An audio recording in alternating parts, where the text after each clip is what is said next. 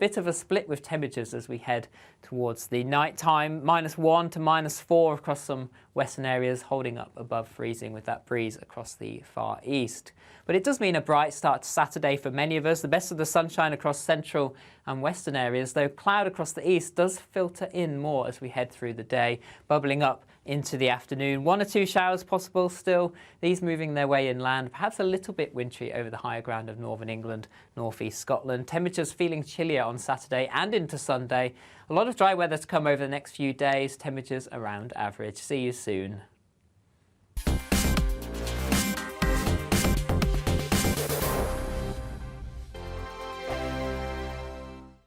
It's all about family, being in people's living rooms, all the interaction and getting to know who our viewers and listeners are. When I was young, my dad used to say, no, stop arguing. I wanted an outlet that would enable me to give my opinion.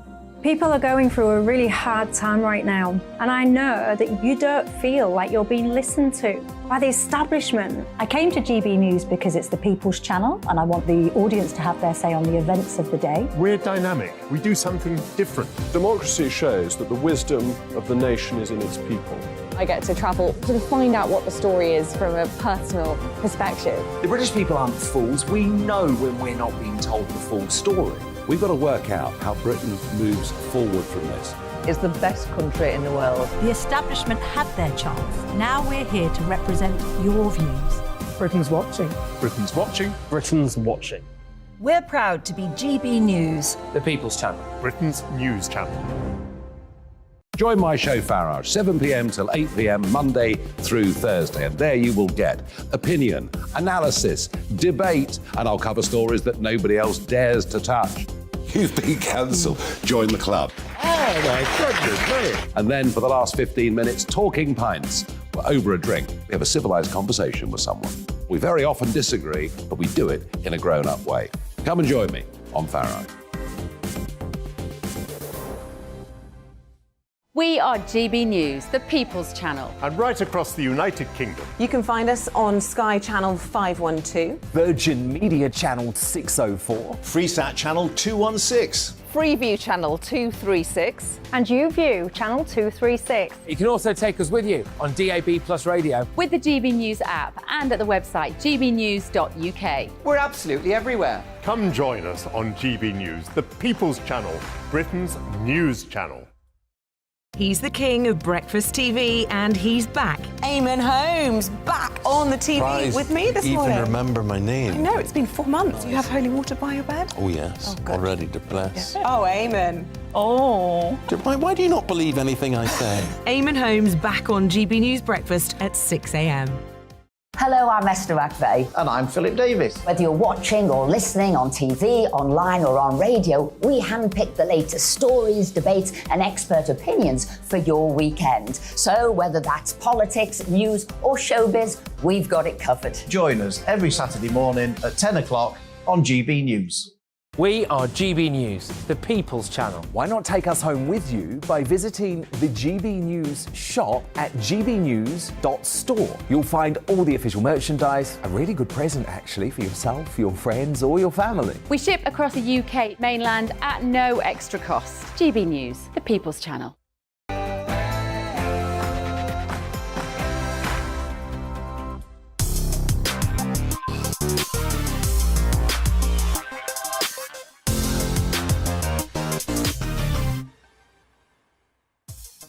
I am still not Laurence Fox. I am still Bev Turner in this space all week. We've got a great show lined up for you, along with some great company. I've got my panellists here tonight. Toby Young, director of the Free Speech Union. He's even put his jacket on for us. And political commentator Bushra Sheikh, who I'm delighted to meet, joining me to discuss some controversial topics this evening.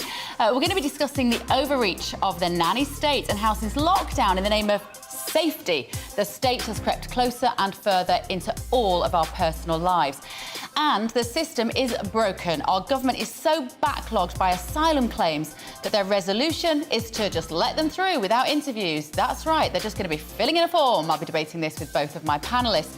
Plus, the owner of Vauxhall, not a Vauxhall, but actually Vauxhall, has suggested that even the middle class find electric cars unaffordable. It's now really the time to push a green agenda when people can barely afford to heat their homes, let alone charge up a new car. I'm going to be debating this with policy analyst Laurie Laybourne and our very own Queen Consort, Camilla. She's spoken out against the censorship of beloved children's writer Roald Dahl. She's waded in after sensitivity gurus were hired to remove offensive language in his books. I'm going to be discussing that with the brilliant author Rebecca Reed. And of course, send me your thoughts and questions. gbviews@gbnews.uk, all coming up after the latest headlines with Polly Middlehurst.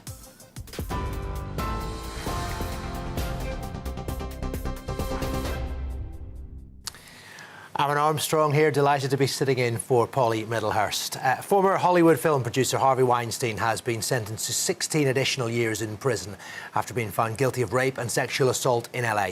Weinstein is already serving a 23-year sentence for a separate conviction in New York, which is under appeal. The jury in the Los Angeles case convicted Weinstein on charges against a single victim known as Jane Doe, who says the incident happened when Weinstein appeared uninvited at her hotel room during a film festival in 2013. The former film producer maintains the allegations against him were a setup. Disgraced singer R. Kelly has been sentenced to an additional year in prison on top of the 30 he is already serving for an earlier conviction. He's received a 20-year jail term today on charges relating to child enticement and producing indecent images of children. Almost all of that, though, will be served simultaneously alongside his previous sentence. In June last year, Kelly was sentenced to 30 years in prison after being convicted on racketeering and prostitution charges. He'll be eligible for release around the age of 80. 3 men have been arrested on suspicion of attempted murder following the shooting of a high-ranking officer in Omagh. Detective Chief Inspector John Caldwell was targeted by 2 masked men while his son and he were at a sports centre last night. He's in a critical but stable condition in hospital. Police say the dissident group, the new IRA, is primarily their focus and they're reviewing the threat level. Chief Constable Simon Byrne told reporters a respected colleague is fighting for his life. Clearly, as an organisation, we are utterly shocked and angered by last night's brazen and calculated attack. John is a father, husband and colleague, and a valued and active member of his local community. John's colleagues are understandably extremely distressed by last night's shooting.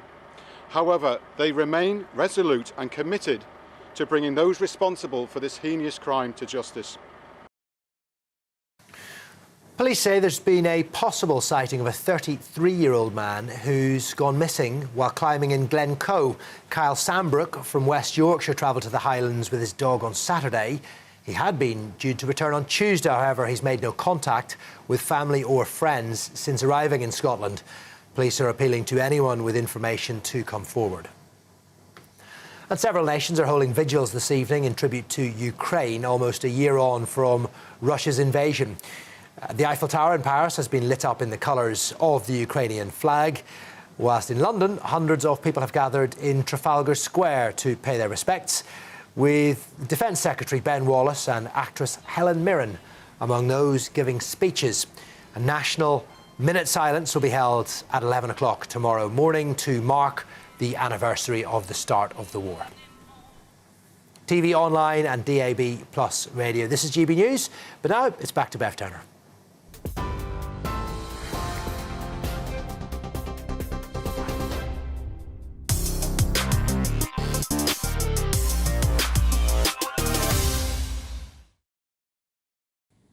Very good evening. Now, Sadiq Khan said yesterday that he has no economic plan B if his ULEZ expansion scheme is overturned in a judicial review being taken by 5 London councils. Why? Because above all else, nothing matters except keeping you safe. Safe from pollution, which has, of course, drastically improved in London since the pea supers of the 1950s. Cars, those evil, radical symbols of freedom and privacy, must be policed by secret cameras, even on open roads at 5 a.m, because driving at 22 miles an hour might not keep you safe. And all the new combustion engine cars are banned from sale in the UK from 2030. What do you mean you can't afford a new car? Tough. You need everyone to be safe. Meat is off the menu in Scottish schools and care homes to save future generations from dangerous rising sea levels. Log burners in your home are on Cairns hit list too because of all that perilous smoke, regardless of the cheap heat you might want to generate to keep you warm. The rise of health and safety, risk assessments and not being able to spill a cup of coffee at work without someone leaping to the rescue with a yellow sign has been long in the making. We now live in a world where a packet of nuts displays the warning, may contain nuts, presumably because some nuts can't work that out for themselves. But over the last 3 years, the government took this creepy, presume everyone is stupid culture and put it on steroids. And I ask, do you ever see us returning to a time when the individual was deemed capable, no, frankly, responsible for the hourly commitment of staying alive? I consider myself to be extremely risk-averse. I'm a condom and a seatbelt kind of girl, not necessarily at the same time. I don't ski or cycle on main roads. I don't smoke. I eat okay and I walk when I can. I believe that most people left to their own devices are pretty good at maintaining their own pulse without a politician making decisions for them. The people who statistically suffer from inner city pollution predominantly live next to busy roads. So let's plant trees, improve window insulation, provide air cleaning systems if necessary in these small areas. Help people, yes, but don't penalise every hard-working person who wants to drive a van to work because improving life expectancy on a data sheet trumps all other considerations. We need a smaller state who lets us live our lives unless we break the law, takes as little of our income as possible so that they can spend it with other people and use it to do what they do more efficiently on great public services. It is not complicated. Oh, and stop the patrician attitude of keeping me safe. That's my job, not the government's. Right, let me know what you think. I'm joined now by Dennis McShane, former Labour Minister for Europe. Giggling away there, Dennis. It's great. No, it was a wonderful, just a wonderful speech. I mean, I agreed with lots of it. Did you write it yourself? Yes, I did write it myself. Well, good for you. Because, I mean, in the nanny TV studios, I was a BBC producer a long time ago, before you were born, there was always a nanny producer writing the scripts. Not a GBNews. You were called Speak Your Weight Machines, but I'm glad that you wrote that. It was really vigorous. Thank you very much. You can see we don't even have cameramen in this place, as you might have seen if you just caught the view we just had. No, look, we're a startup. It is lovely to have you here, Dennis. What did you make of what I was saying, though, politically? It's interesting, isn't it, this idea of the state reaching into our life more than ever before? Yes, but we ask it to do so. We demand more police on the streets. We demand, all my military friends demand more army, more ammunition. There's a big seminar this afternoon with generals and experts, and they all said we want the state's got to step up industrial production, more ammunition, more tanks, more this in face of Ukraine. We want the state to intervene in what we can see on the internet to protect children. But do we? That's for me is a brilliant example of where that blur possibly happens. All right. I mean, I think I'm on the side of saying the internet providers should have an ethical and, in due course, even a criminal responsibility not to allow children to watch harmful censorship. Maybe. I mean, not here, but we've got a very popular TV station, radio station, broadcasting station, the envy of the world here, called the BBC. Oh. Paid for it is. No, come on. I was a Foreign Office Minister. I lived abroad. I was in South Africa. I was in Poland during the communist era. The BBC was the lifeline of freedom. It was then. I would absolutely agree with you. And it kind of pains me as somebody that's loved the BBC and loved the fact that it hasn't had adverts for so many years.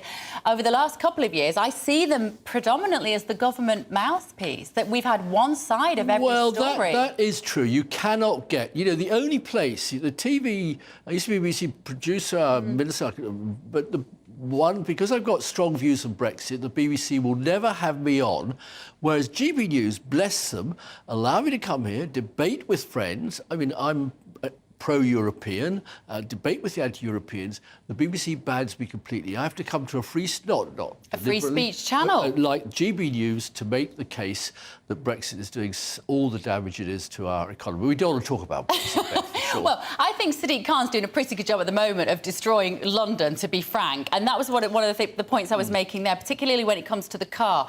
This idea that our day-to-day, hour-to-hour freedoms are compromised under the auspices of safety. That's what's changed, Dennis. I think that's where we see this very different notion. Yes, by all means, fund the police. People don't feel... The irony is, of course, we've got this paradox. People don't feel terribly safe at the moment with the police because there have been some high-profile cases of the police not keeping people safe. And yet we also feel that so many things are pushed through under the guise of you mustn't die. Do you think we should be moving back to a time when we're encouraged to take responsibility for ourselves? I'm all for that. I mean, my passion is skiing. I'm still doing it now. I was with MP skiing at the beginning of January. Take it up, please. I was horrified. No, I'm terrified. No, you'd be brilliant. I'll coach you. I'll give you personal tuition for a week for nothing, turn you into a skier, and you'll never not want to be on the mountains once or twice a year. But you're right. I think one of the problems is we've got such a centralised a big state in Britain. In other countries I've worked in, like, say, Switzerland or Germany, all these decisions are taken much closer to the people. Your income tax in Switzerland is decided at a cantonal level. If you like, it's like a county level. In Sweden, the same. Here, you've got the man in Whitehall, the woman in Whitehall, deciding everything, and there's just no way of kicking back.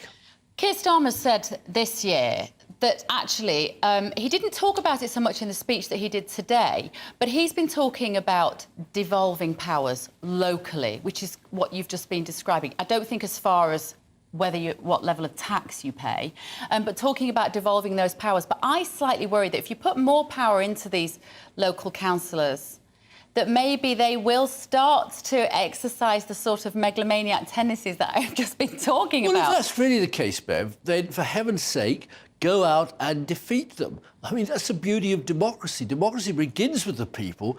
Here, we can, every 5 years, 20, 30 million of us go out and vote. We elect a government, and that's it for another 5 years. That's crazy. We need a lot more consultative policies, but there's difficulties. For example, I'm passionate about the need for more houses in Britain. Obviously, protecting the green belt, our beautiful landscape. There's lots of rubbish scrubbed land that's held in land banks by house builders. They won't release it to build. And so I'm just thinking of my two little grandchildren. I'll be long gone. Will they be able to afford a house as I could, as I hope you could? Or are the NIMBYs going to stop it all? So that actually, maybe we need a bit more state to say there's a wider social interest than you who bought your house 30 years ago, and you're not going to allow anybody else to live near it. Well, this is the thing. I think you have to see that debate where I imagine it will go is this prism of, is it going to save the planet? Is it going to keep us all safe? My worry is we'll be having fewer houses, particularly in the countryside, and we're going to get much more dense urban areas, high-rises, pack everybody in. That's not a vision I want for my grandchildren or yours. No, absolutely. Well, my own view is, without getting into European, it's not about Europe. You go to Japan, go to America, go to Canada, go to New Zealand. Go and copy best practice everywhere. We're so inward-looking, and we've become much more inward-looking since we cut all links with Europe. If it's not done in England, if it's not designed by Nigel Farage, if it doesn't have a Union Jack on it, it won't work. You're betraying the British people, the English people. No, lots and lots of things work better. I'm not going to list them here today. We haven't got the time. So Starmer's right, but don't forget, we had, when I was a Labour minister, we had a policy to devolve government to the North East. What happened? Dominic Cummings, whose parents were big landowners up there, jumped up. That was his first big campaign to say, no, we've got to keep all power in London. One day I'll have some of that power. I'll only come up to the North East to get my eyes inspected during the COVID lockdown. And I'll have a friend called Boris, and we'll be totally powerful. We've got to keep all that power to ourselves in London. And so I'm not saying he himself stymied it, and it was an extraordinary campaign to say, we don't want more power. We like the big state. Well, I'm not a fan of the big state, Dennis. I'm a fan of you, though. Would you come on my morning show? A pleasure. That would be brilliant. Dennis McShane, the former Labour Minister for Europe. Right, next up.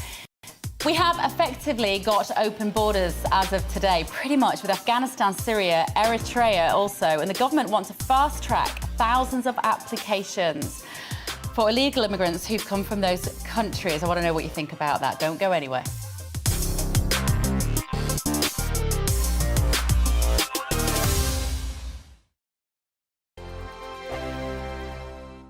It's all about family, being in people's living rooms, all the interaction and getting to know who our viewers and listeners are. When I was young, my dad used to say, no, stop arguing. I wanted an outlet that would enable me to give my opinion. People are going through a really hard time right now, and I know that you don't feel like you're being listened to by the establishment. I came to GB News because it's the People's Channel, and I want the audience to have their say on the events of the day. We're dynamic. We do something different. Democracy shows that the wisdom of the nation is in its people. I get to travel to find out what the story is from a personal perspective. The British people aren't fools. We know when we're not being told the full story. We've got to work out how Britain moves forward from this. It's the best country in the world. The establishment had their chance. Now we're here to represent your views. Britain's watching. Britain's watching. Britain's watching. We're proud to be GB News. The People's Channel. Britain's news channel. Monday to Thursday, 9 p.m. till 11 p.m. Join me, Dan Wootton. I'll bring you the sharpest takes and hottest debates. Do you not believe in prison? I don't believe in prisons. I'm completely stunned. I guarantee you there'll be no spin, no bias, no censorship. I actually was personally quite offended by it. And no reason to go to bed. So I guess they've always been quite woke. That's Dan Wootton tonight on TV, radio and online. Monday to Thursday from 9 p.m. till 11 p.m. on GB News. The People's Channel, Britain's news channel. Hello, I'm Michelle Dewberry, and you can join me every weekday 6 till 7 on Jubes and Kerr. You're an inspiration to us all. Clip that bit off. Well, you are. That's my ringtone. My political ambitions those days are gone, I can tell you. She's only teasing. Go on. He's probably going to want to lay down now. I'll give him 2 minutes to have one. Let's respectfully disagree. That's what we like on Jubes and Kerr. Come and join us. GB News, the People's Channel. Michelle Dewberry, weekday evenings at 6 o'clock. I'm Simon Evans. Join me on GB News for Headliners at 11 p.m. What's the scoop? I'll be joined by 2 of the country's top comedians. That's right. As we take a look at tomorrow's newspapers tonight. We're going to get into trouble. If it's a big story, we'll be covering it. Spill some tea on him. There we go. But we'll also have some fun. I wouldn't stick up a bank.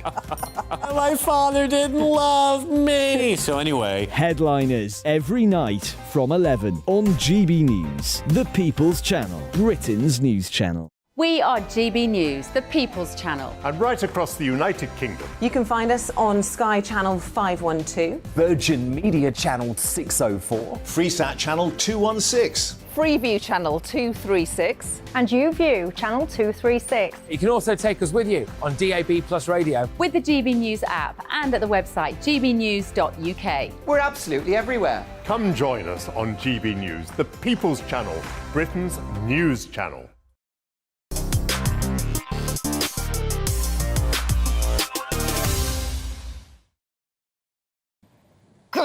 So macho, that, innit? This doesn't really suit me.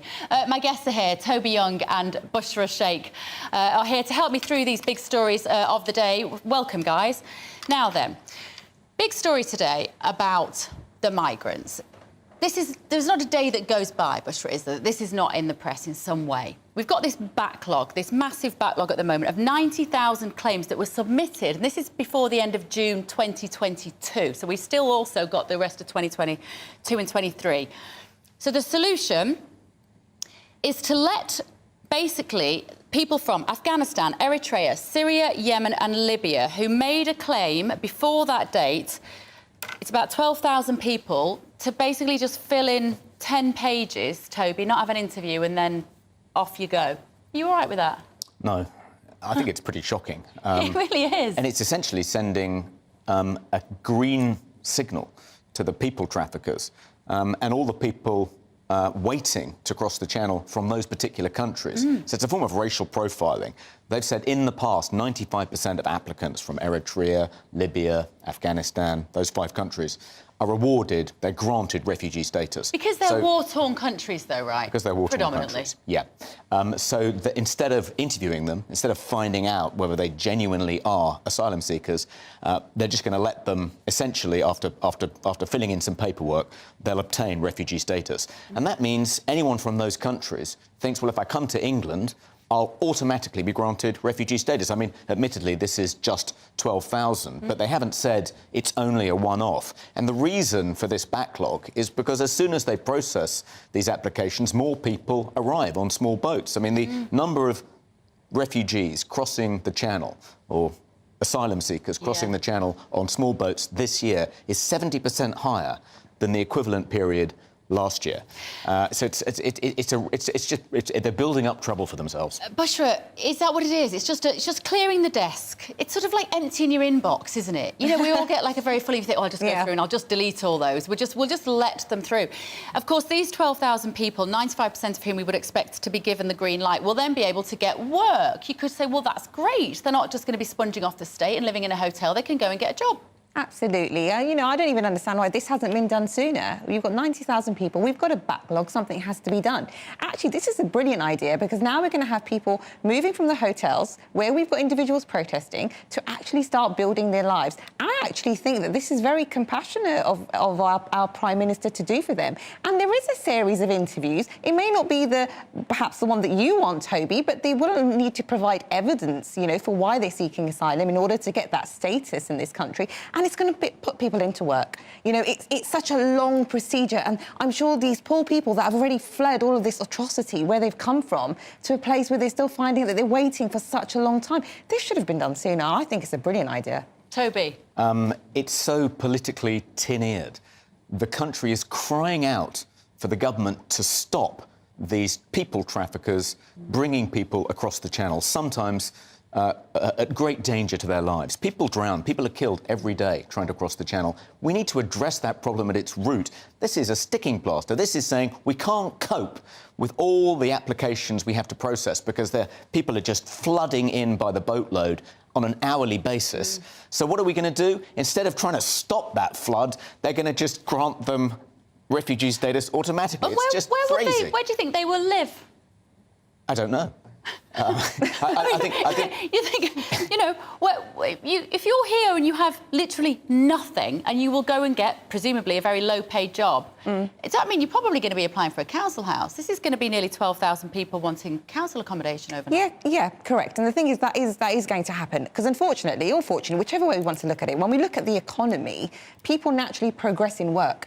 We are going to have employment available for individuals that people in this country simply don't want to do. So when these asylum seekers come over, because they come from such an awful background, they're willing to do the jobs that other people are not prepared to do. And that's really important to understand. Otherwise, we're going to have this influx of availability of work that nobody wants to do, and they do fill that gap in this country.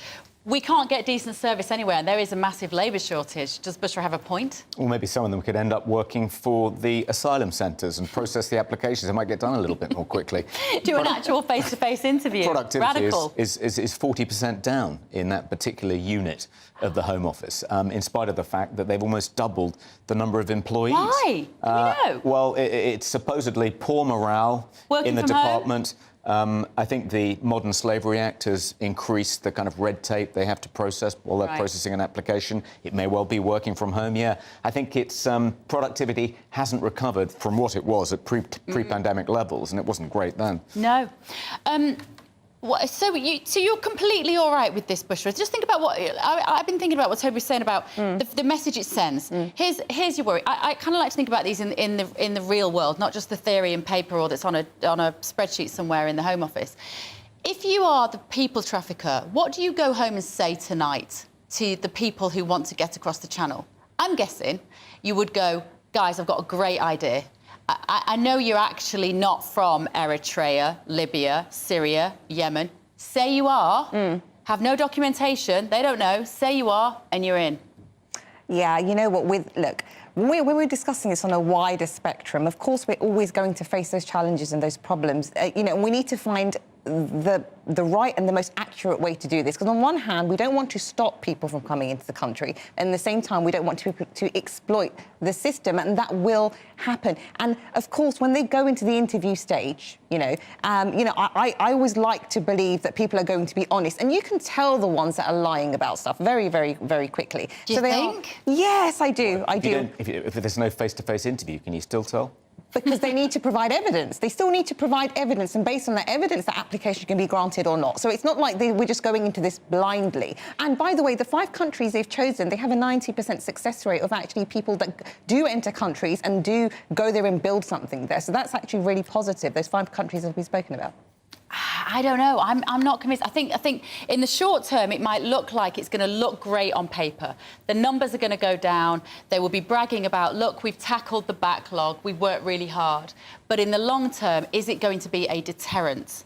Like Toby said, we need it to be a deterrent. We need people to think they're not going to be able to stay. And this is the polar opposite. So maybe this isn't the long-term way of doing it. Maybe this isn't the long-term process. But the fact that we do have 90,000 plus individuals that they need to get through, that number potentially is still going to increase. So we need to have a system, and perhaps doing it by the 12,000, we could actually have a good idea of how this process is working. And if it doesn't, maybe go back to the drawing table. Knowing how much of a political hot potato this is, Toby, are you surprised that Rishi Sunak has put this to? It's just mean he's tone deaf with the electorate. It's extraordinary. I mean, and it's an issue which particularly affects, voters in Conservative seats, which are at risk at the moment. I mean, if you look at the polls, almost every Conservative seat is at risk, but I'm sure they'll close a little between now and the next general election. But this kind of thing will be hung around his neck, particularly by parties to the right of the Conservative Party, and they'll bleed votes to parties like Reform and Reclaim. I mean, Rishi Sunak, if he wants to stand a chance of being re-elected next year, he's going to have to do something about the small boat crisis. It's not enough to meet this target, reducing the number of people on the waiting list by cheating. I mean, you've got to do something about the small boat. Surely the solution, Bushra, has to be about processing people over in France. Why can we just not make that happen? It's all very well having these policies. We need people, we need human beings doing this work. Yeah, and obviously people and human beings doing that work means we need a budget to pay those individuals, and we're not already paying the people in this country enough, so that's going to be another thing. They're going to have to budget this, and that's going to go out. Then you've got to make deals with France and say, OK, what's going to happen when those people come over? How does that process work? And then we've got to get them over here. These are huge conversations that need to happen. But I actually want to go back to Toby's point. I think the general British public are far more loving and caring and compassionate than we believe that they are. And I think this might be a very good look for our Prime Minister. And it may have the opposite effect. So I think there's a lot more people in this country that are going to probably have a bigger heart and say, yes, we do have, all these people in our country. We do have the jobs available for them. And, I have grandparents and parents that all came across here, and we've worked incredibly hard. So using myself as an example, there are thousands of people out there that are willing to do the same. OK. Right, thank you, guys, for kicking us off. OK, still to come. Does the Green Agenda have a class bias? We're going to be taking a look at why it's always working people who are picking up the tab for eco-policies and its virtue signalling proponents. See you in 3.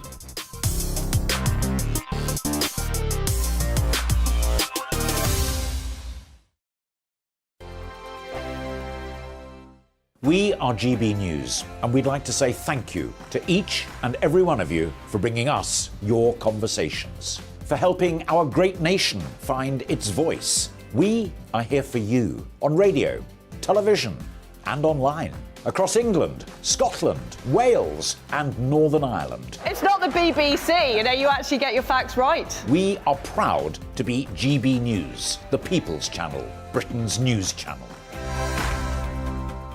I'm Mark White. As GB News Home and Security Editor, I cover those key issues that are so important to you. Our authorities, our communities doing all they can to combat violent crime. With the public services under unbearable strain, why are we still failing to control our borders? Defence, the first priority of any government, has been continually hollowed out. Can we trust our politicians to protect the armed forces? Join me, Mark White, on GB News.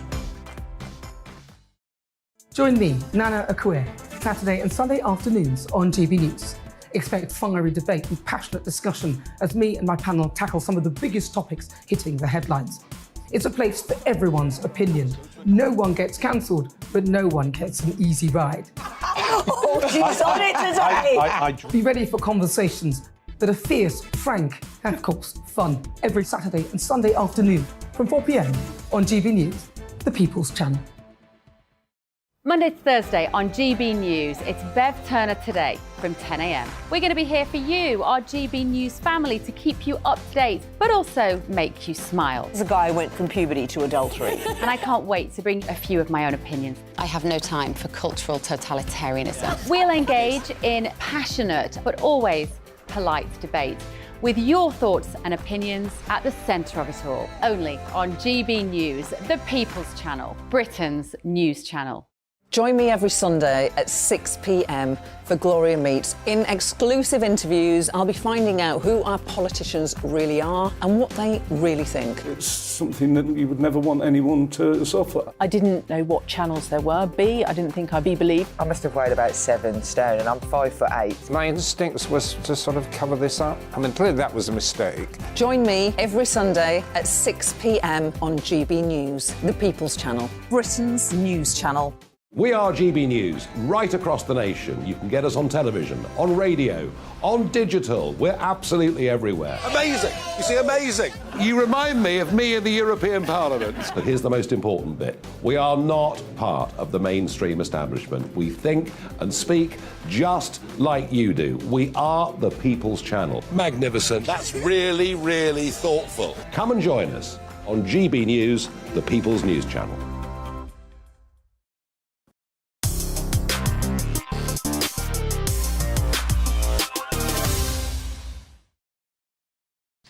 You're watching Bev Turner in the Florence Locks slot.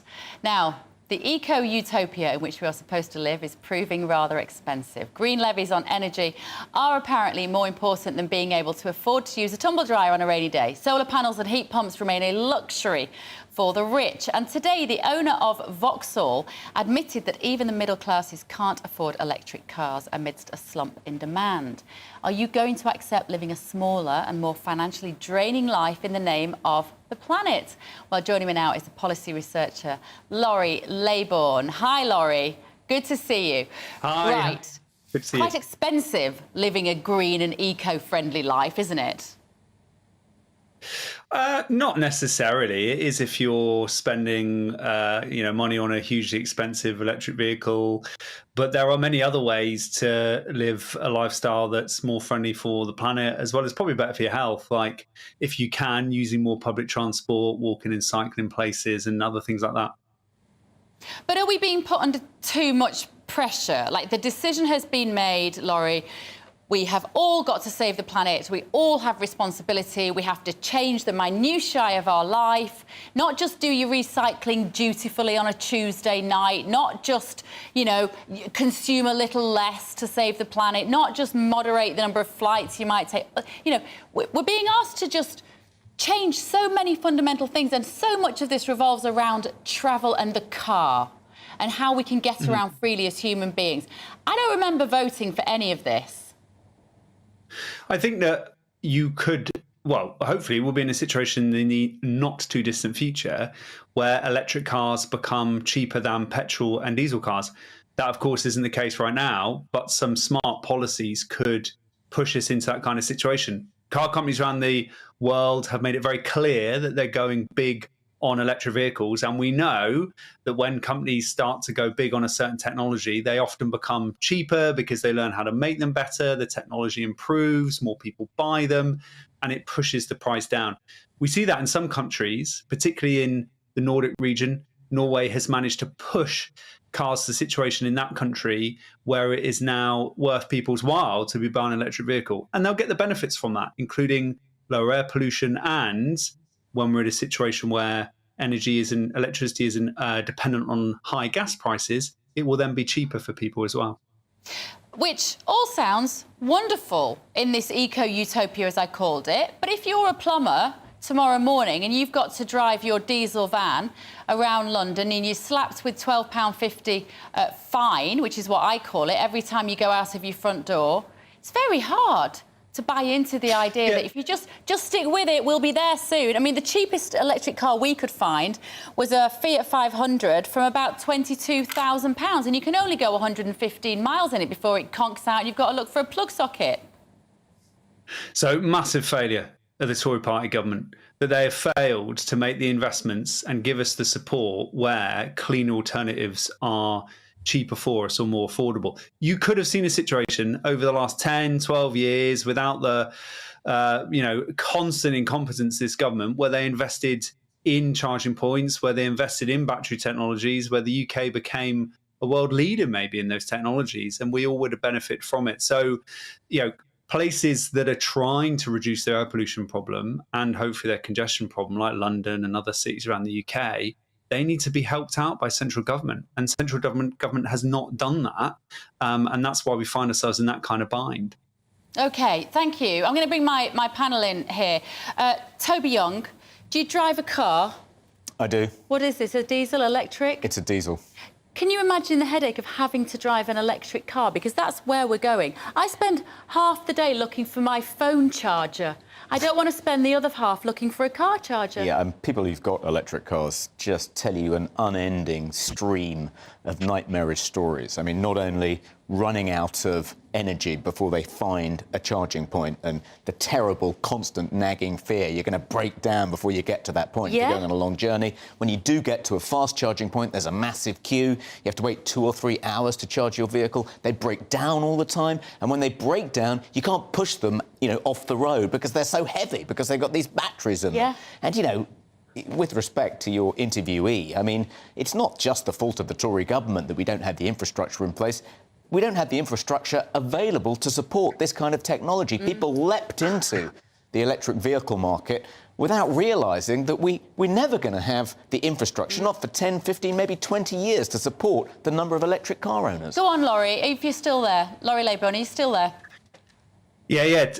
So Toby's the guy, right, who was riding a horse and saying, guys, these car things, they're a non-starter. We're not going to have the infrastructure to make it happen. It's not workable, and so on. And look what happened. We moved to a better technology for getting around, and that's what we're in the throes of at the moment. And the only question really is whether or not, or how much government needs to give us some support. And my view is that it needs to push us a little bit further, and we will soon, and hopefully the not too distant future, be in the situation where electrics are worth people's while financially, and hopefully, this is the key bit, Britain becomes a world leader in producing, say, the batteries that are needed for those vehicles. Toby, you're a horse-riding Luddite. Most of the electric car owners I know would happily trade their electric vehicle for a horse, because at least they get from A to B. You're not the first person to have suggested that on this channel today. Ken Livingston said that to me at 11 o'clock this morning. Bushra, it does feel, doesn't it, that these changes are forced upon us without a choice. I think that's my problem. By all means, if you can afford a Tesla, you can afford a really expensive... I mean, they're like six-figure sums nearly, aren't they, some of the expensive electric cars? Knock yourselves out. Go for your life. If you have to sit on Heston services plugged in for an hour and a half because you can't do the last 5 miles home, that's your choice. But I don't want to be charged for having to just use my fabulous diesel Kia. Yeah, I mean, there's this feeling that it is being forced on us. We're all being pushed in this direction, and obviously it's because they keep talking about global warming, and it's a climate issue, and we're trying to be greener. And sometimes I do sit there and question, because I haven't quite, let's say, moved over to the other side yet. Me too. I still haven't got there yet, and I keep questioning myself, why is it that I'm doing that? And part of it is because perhaps we're just not in that stage where even electric vehicles are probably at their best. We're still seeing problems occurring, because the more people drive them, the more we're going to find out what issues these electric cars have got. I mean, I think I read a story the other day about a whole family got trapped in their car because the electrics had decided to stop and they couldn't get out, which is incredibly dangerous. And I'm a mother, and I certainly wouldn't want that to happen, at least, Well, I heard a great example the other day. Laurie, if you're still there, tell me what we do in this situation, right? We know that apparently the weather is getting more extreme. Picture this, M25, 1 January, Friday afternoon, and the snow comes down and the traffic comes to a halt. And those cars are stuck on a motorway for 24 hours. They're all electric. How do you move them? How do you plug them in? It's not a riddle. I genuinely want to know the solution. What if they drain their battery? They wouldn't drain their battery if they're not moving. You do drain. Well, they've all got the heater on. They're all freezing cold. It's -5 out there. What happens then? Sure, but the heater that you power through your car is pretty low use of the energy that's then in the battery of the vehicle. So people have to be stuck there for such a long time using the heater at such a high temperature that there would be bigger problems. You know, they'd be running out of food before they got to that point. You know, we're already doing that as well. Adopting electric vehicles. But like seriously, like joking apart, like I try to envisage these real world situations. That let's apply some common sense to the problem. Even if half of those cars, when they got stuck on the M25, only had half charge in their battery and they couldn't move, you've still got a gridlocked M25. What do you do? But they could have not enough petrol or whatever. I mean, look, the actual... You can take petrol. You can take a petrol can. You've got a solution to that. It's in your boot. It's a little tiny petrol can. What do you do? You have one full all the time in the back of your car? Look, No, but someone can go and get it. They can't go and get me a plug socket. An actually existing real-world problem, right, is the problem with air pollution in our cities and other issues that we know we get from petrol and diesel vehicles. And honestly, car companies are going big on electric vehicles. One day they will be far cheaper. Everyone will be driving around in one. Hopefully you will as well. And then we will benefit from the fact that there'll be less air pollution and all the other benefits that come from using vehicles like that. Toby. I've always been an electric car sceptic. I mean, not least because the carbon footprint of producing an electric car is often higher than the carbon footprint of producing a diesel or petrol-driven car. And encouraging people to give up their diesel and petrol-driven vehicles and purchase an electric car means an electric car has to be manufactured. And so you're going to have you'd have to drive around in your diesel car for a long time before you produced more carbon than was involved in creating that new vehicle. And we know that there's a great deal of child exploitation in the mining of the minerals they need for the batteries. It's as though they were a kind of way of virtue signalling for kind of middle-class progressives, Guardian reading, people who cared about the planet, doing their bit, fulfilling the social contract, and they're being punished for their virtue signalling, and I'm enjoying it, I have to say, Beverly. Don't talk about Laurie Laybourne like that. He's not gone anywhere yet. Laurie, if you are still there, we will give the last word to you. Yeah, thank you. Yeah, and I am not that cliche. I can't afford an electric vehicle, and I support government policies that would make it easier for me to support them. Petrol and diesel cars have awful supply chains as well, with massive amounts of exploitation in them. My actually view is that we should be in a situation where we have such good public transport, where we have train companies that don't take the mickey when it comes to the prices that they charge us, that we actually don't have to use these vehicles so much. Doesn't mean I'm going to go and stop someone else from using one. I just want to be in a situation where those who do need to use cars have got a cleaner alternative and one that they can afford as well. And I think the government can do more to make sure that happens. OK, all right. And do you know what, Laurie? When I'm on GB News and we have that massive traffic jam on the M25 because of the downpour of snow, I'm calling you and you're going to come and I'm going to go, I told you so. Right, thanks so much for joining us. Right, my panel are still here, but coming up, it's the latest development of the Roald Dahl. Posthumous censorship controversy, an unlikely suspect has rather subtly, perhaps you might say a little bit cryptically, weighed in on the debate. Find out who after the break.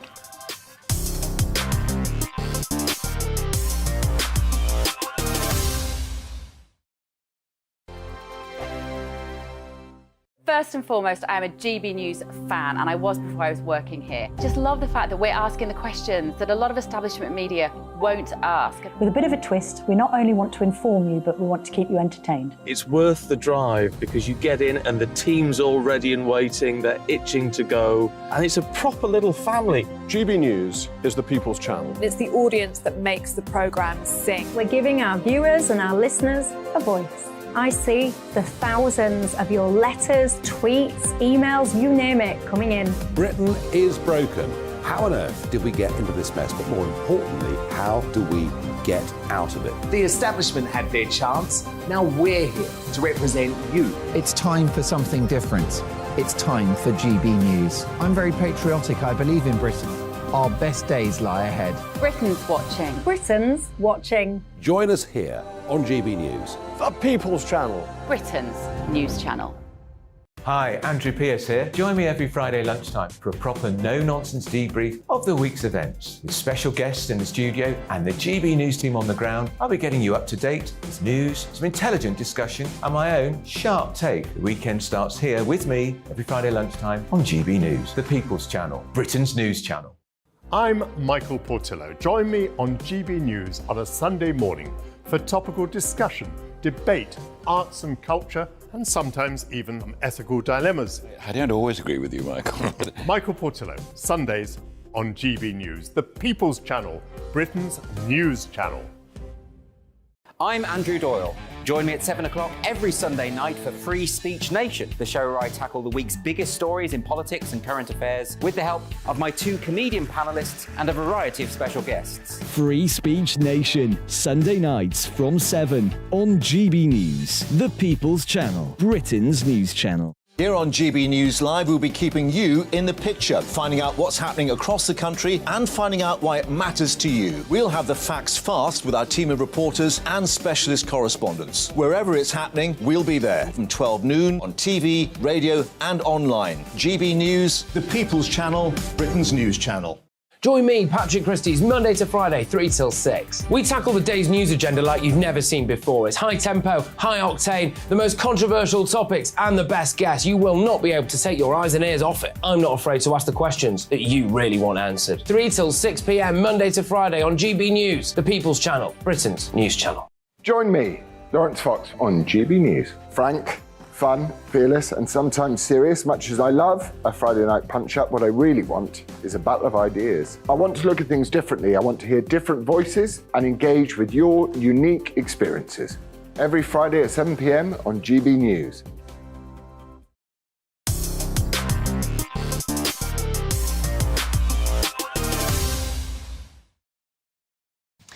So it's been the scandal of the week, hasn't it? Puffin Publishers made the bizarre and unprompted decision to start redacting and replacing parts of Roald Dahl's legendary works of fiction. But a twist in the tale only earlier today when speaking at a reception of her online book club to a group of writers. The Queen Consort said that you mustn't let anybody put limits on your imagination. And the papers have put 2 and 2 together. It was a bit cryptic. They've concluded that she's referring to the Roald Dahl edit scandal. Author and journalist Rebecca Reid joins me now. Great to see you, Rebecca. Tell me, do you think this is what our Queen Consort was alluding to when she made this statement about not letting anybody compromise your freedom and your creativity? I mean, I think it's a very good policy generally, and I think it was a good message, and if people want to take it that way, they're welcome to. Personally, I do think that they are supposed to be politically neutral and to stay out of things. So I'm choosing to believe it was just a happy or unhappy coincidence, depending on what side of the debate you sit on. Aren't you fascinated, though, by how big this story has been this week and how the newspapers and the online press tonight have instantly joined these two together? How can it be such a big deal just tweaking a few words in a children's book? Well, it's not a big deal, sort of in theory, because every time that books are reissued, the estate, so if somebody's died, the copyright of the book stays with the estate for, I believe, 75 years. And so when you die as an author, you have to leave the rights for your book to somebody when you die. Probably should check where I've left mine to, actually. And those people have control every time it's reissued. Not that mine make much money compared to Roald Dahl, but still. Yeah, every time it's reissued, they do check over and see what and see what needs to be changed. So when I was growing up, Enid Blyton books were always being reissued because they're classics and everybody loves them, but they were constantly being rewritten and edited.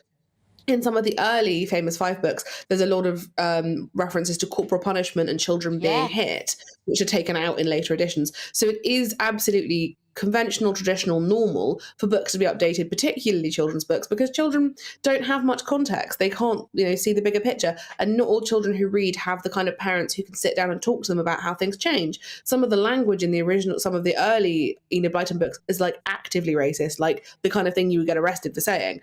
Yeah. Those things had to be taken out. And do you know what? And I was at a grandparent's house the other day and I came across Enid Blyton's The Naughtiest Little Children book.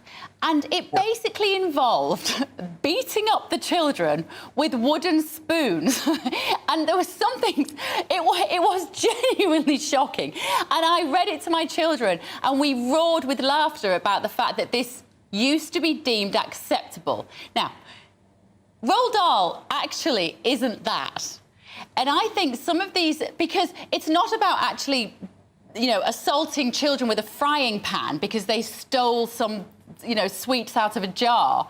It's about sensitivities around language which might upset someone. So Augustus Gloop is no longer fat. He is enormous.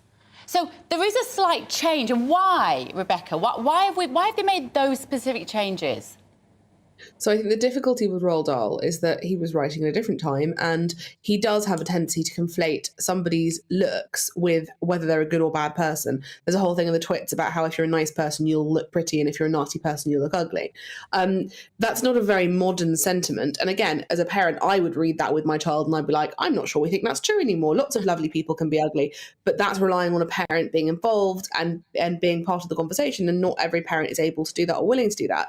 I think the problem with Charlie and the Chocolate Factory is that it's full of quite negative archetypes, and once you pull up one thread, so you make Augustus Gloop not fat anymore, you then have to say, okay, well, the Oompa Loompas are effectively enslaved, so then we pull at that thread, and then actually Veruca Salt's a very sexist stereotype of young women, let's pull at that thread, and then the whole story becomes unraveled. So in an ideal world, you wouldn't have to play with those things. You would probably put some book club style questions for children to discuss how attitudes have changed.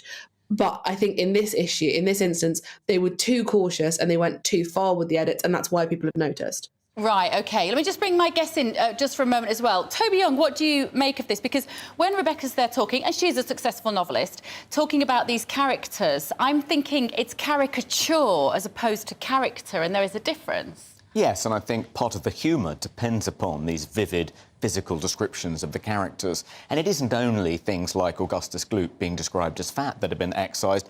There are two tractors, I think, that appear, these menacing tractors that appear towards the end of the Fantastic Mr. Fox. And in the book, they're described as black tractors. Well, the word black has been removed, as though just using the word black is somehow racist or is going to trigger children. It's completely absurd. I'm really pleased that the Queen Consort has come out and defended writers' freedom of expression. At the Free Speech Union, we've just set up a Writers' Advisory Council, and we want to be an alternative to the Society of Authors, which is the writers' trade union, because they haven't done enough to stick up for authors whose freedom of expression is under assault, particularly feminist authors like J.K. Rowling. And we're setting up an alternative, and it's been very successful. We've had over 300 writers join now. But we will stand up to defend writers' freedom of expression. Sensitivity readers are censors by another name, and the number of authors we deal with who get into appalling, long drawn-out, stressful fights trying to defend the integrity of their manuscripts from these ghastly, club-fisted sensitivity readers who just want to take a scalpel to their most precious work. Rebecca, do you think that the sensitivity reader has a role in the 21st century? Is that something we should have, or shouldn't the writer themselves already just kind of exercise their own free will about sensitivity? I found it very helpful to have a sensitivity reader because it enabled me to be as outlandish as I wanted to be and then be able to row back. And it's just another form of editing, and good writing is editing. In the American translation is not quite the right word, but in the American version of one of my books, I had a sort of flippant Native American joke, which to a British audience was very comfortable and nobody was bothered about. The sensitivity reader for the American publication said, this is really quite offensive. Do you need it? And I was like, actually, it doesn't serve any purpose. It's probably going to make somebody cross. I think there's a lot to be said about not being precious about your own writing. And at the end of the day, all I'm doing is trying to write nice books that make people happy and give them something to read on a beach. I'm not changing the world here. And I think it can be a little bit indulgent to be like, I have the most privileged job in the world. I just sit in my house writing nice books and I'm a victim. I'm certainly not. Bushra, you've got 3 children. You've had 3 children. Semi ages now have grown up. Roald Dahl books played a role in your life with your kids? Huge, huge. And traditional and classical books. There's so much wisdom in it as well. And this idea about character, to have these characters and ones are good and bad. I mean, my grandparents used to teach me that people that were not good that would appear on their way they would speak and behave and act. So I've actually, my personal take on this is we need to be balanced, just have a balanced approach to it. OK, right, thank you all. Rebecca Reed, I have to say goodbye to you because I've got to say hello to your mate, Dan Wootton, who's here. Lovely to see you. Dan, what have you got coming up tonight? Hello, Bev. How are you? Well, actually, we are up close and personal with Jacob Rees-Mogg tonight. He is giving his most personal interview ever at home. He's going to show us around. And this is, of course, because next week you're not going to have to do double duty anymore, Bev. You're going to be on at the mornings. And Jacob Rees-Mogg is going to be here at 8 o'clock from Monday nights. But I thought it was important, actually, before he starts the show, to find out about the man behind the political caricature. Do you know what I mean? So I'm asking about his marriage and his family and his fortune and whether he still wants to be Prime Minister one day. And I hope you've asked him if he's changed a nappy yet, because a lot of women watching... That stayed in our head when he's got that many kids. Anyway, it's trivial. He's going to be fabulous on GB News on Monday night, I am absolutely sure, as you will be next, Dan Wootton. Right, I am done for tonight. I will be back on Monday morning with Bev Turner today. Have a great week. Loads more to come on GB News. And thank you for my guests. Bye.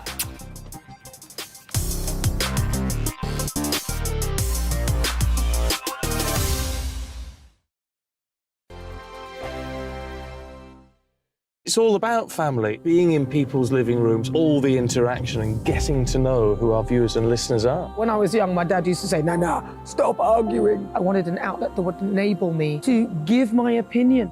People are going through a really hard time right now, and I know that you don't feel like you're being listened to by the establishment. I came to GB News because it's the People's Channel, and I want the audience to have their say on the events of the day. We're dynamic. We do something different. Democracy shows that the wisdom of the nation is in its people. I get to travel to find out what the story is from a personal perspective. The British people aren't fools. We know when we're not being told the full story. We've got to work out how Britain moves forward from this. It's the best country in the world. The establishment had their chance. Now we're here to represent your views. Britain's watching. Britain's watching. Britain's watching. We're proud to be GB News. The People's Channel. Britain's news channel. Join my show Farage, 7 p.m. till 8 p.m. Monday through Thursday. And there you will get opinion, analysis, debate, and I'll cover stories that nobody else dares to touch. You've been cancelled. Join the club. Oh, my goodness me. And then for the last 15 minutes, talking pints. We're over a drink. We have a civilised conversation with someone. We very often disagree, but we do it in a grown-up way. Come and join me on Farage. We are GB News, the People's Channel. And right across the United Kingdom. You can find us on Sky Channel 512. Virgin Media Channel 604. Freesat Channel 216. Freeview Channel 236. And YouView Channel 236. You can also